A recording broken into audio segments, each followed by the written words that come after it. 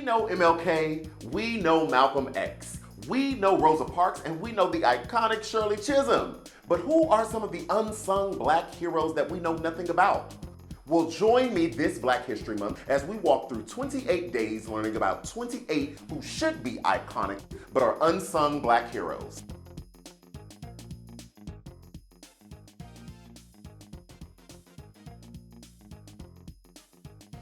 Hello, everyone. Welcome to Unsung Black Heroes. It's me, QuentinRJiles, host of the Q with Q show, and I am coming to you every day this month for Black History Month 2021 to discuss and highlight some unsung black heroes that have not only influenced the African American community, but the world at large. Today, we're going to be focused on a woman named Ida B. Wells. Now, Wells was an accomplished journalist who battled discrimination and advanced the rights of African Americans. Wells was born on July 16, 1862, in Holly Springs, Mississippi.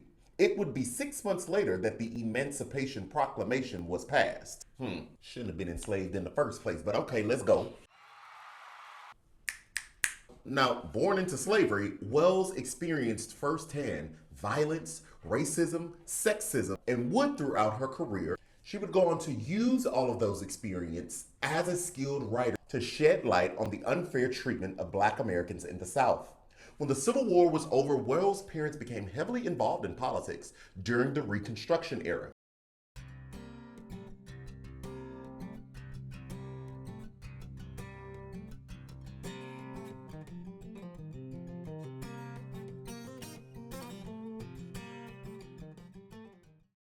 Education was important to Wells' parents, and that led Wells to go to Rust College. However, this didn't last too long, as Wells got suspended for getting into a disagreement with the president of the university.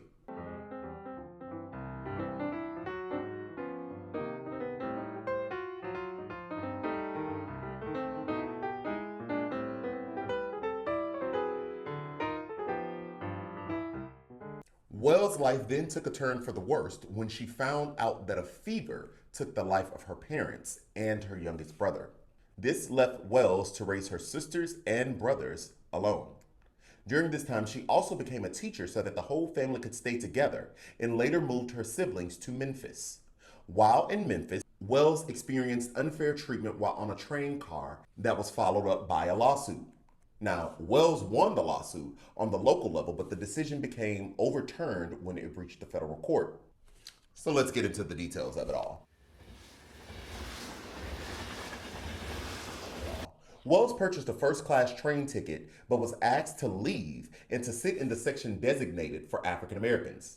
Outraged, and justly so, Wells bit one of the men who were forcibly trying to make her move and later sued the railroad company.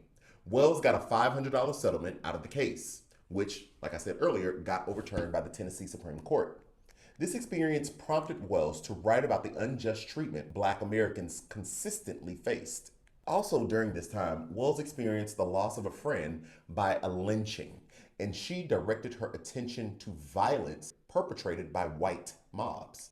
She then wrote about her findings in her investigation of lynchings. This, however, made white Americans angry, and Wells was forced out of Memphis due to the severity of threats, and she ultimately made her way to Chicago, Illinois. In 1892, 3 Black men, Will Stewart, Thomas Moss, and Calvin McDowell, created their own grocery store. This ended up taking away business from white-owned stores, and the wonders of the two establishments often clashed. Now, Moss and other men were protecting their store from being vandalized. One of the white men vandalizing or attempting to vandalize the store ultimately ended up being shot. These events caused Moss and his friends to be sent to jail, of course. However, a trial never took place due to a lynch mob taking the Black men from their cells and murdering them. Wells took out her pen and began to write about what happened and the wrongful death of her friends and the other men.